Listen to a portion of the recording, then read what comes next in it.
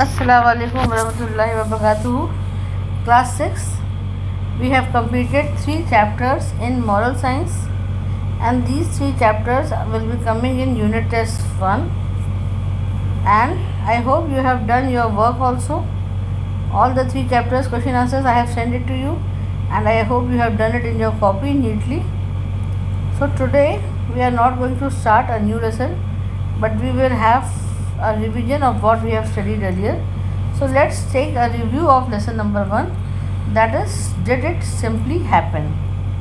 In this chapter you have read about how this universe is created. Was this universe created by itself, or there was a creator of this universe? You have read that when a man asked Mr. Manzoor Nomani, who is the author of the book entitled Islamic Faith and Practice, that how can he believe that this world is created by God, then what examples did Mr. Manzoor Nomani gave to that person? Mr. Nomani said that a paper in his hand or in his pocket and a pen, if that paper and pen cannot be created by itself, or nothing can be written on the paper by itself, then how can one believe that this mighty universe is created by itself? Nothing in this world had been created by chance or accidentally. The whole universe is the master plan of our Creator, and that is Allah, the omnipresent, the supreme, the Lord of the world.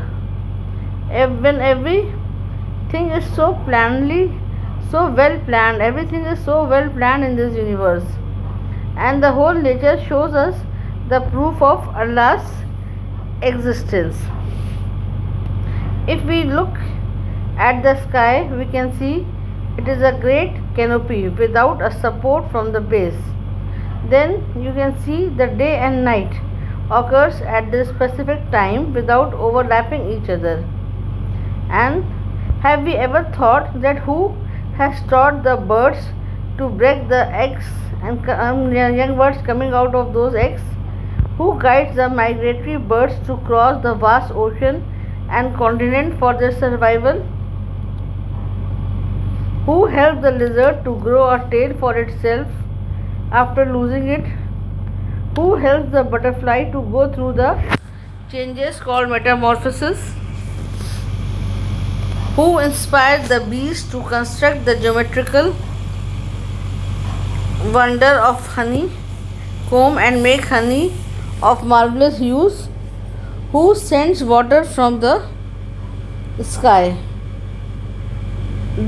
All these things does not happen by chance, and a study of all the creations of Allah compel us to believe in His mighty and majesty. The signs of Allah are manifest everywhere in nature, and our own sense of consciousness stands as a living witness to Allah's existence. Each one of us possesses an awareness of right and wrong. This awareness accuses us when we do something wrong, and this has come to us from Allah. This has been given to us by Allah.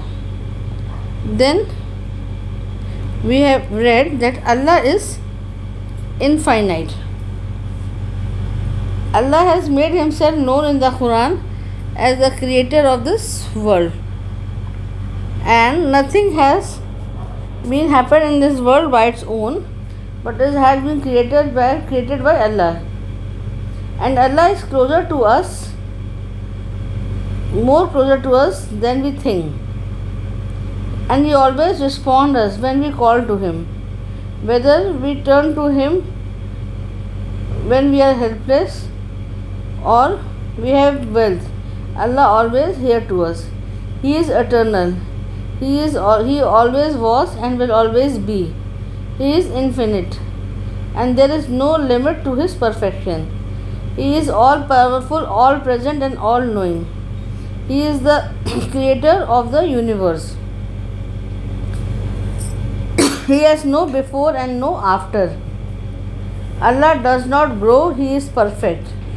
His perfections have no limits. He is completely aware of everything, even of the most secret thoughts of our heart. Whatever in his heart, Allah always knows that. So whenever you pray, you remember that though Allah is not seeing you, you are not seeing Allah, but Allah is seeing you. Then we have read that about the names of Allah. According to Hadith, Allah has 99 names, one short of 100. And whoever preserves these handsome names in his memory will enter paradise. And one should try to understand the significance of these names, call Allah by them, and live up to them. But there is only one proper name of the Creator, and that is Allah. And that name is distinguished from all other names. And that name is called Asma Husna, and all other names are called as Asma Sifat, means the name showing His attributes. A few attributes of Allah are Rabb. Rabb means the sustainer. Then Al-Rahman. What does Al-Rahman means? Al-Rahman means the most gracious. Al-Rahim, the most merciful. Al-Mulk, the king. Al-Quddus means the Holy One. Al-Salam, the source of peace. Al-Mumin. Al-Mumin means the giver of faith. Al-Muhmin means the preserver of safety.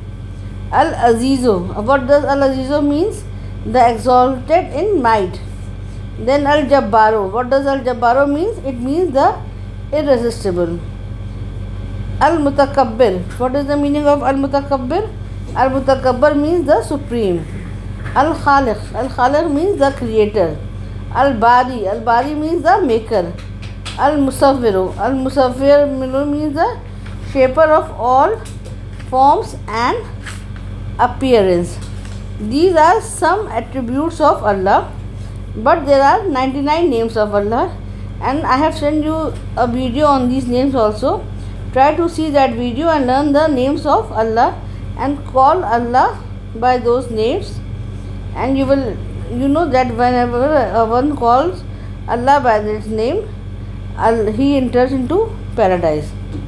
Then in the chapter we have read that there is an open enemy of man. And who is that open enemy of man? That is Satan. Who is that open enemy of man? He is Satan. He always invokes evil thoughts in the man's mind. He tries to get people to follow him. He takes people away from Allah. And how does he take people away from Allah? He invades people's mind with thoughts like, who created you? How is this world created? Who created?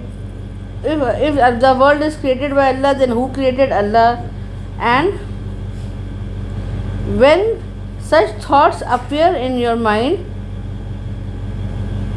what should we do? We should seek refuge in Allah and stop thinking about it. And we should say Amantu billahi wa rasulihi, which means I do believe in Allah and His messengers. So children, always remember that Satan is an open enemy of man.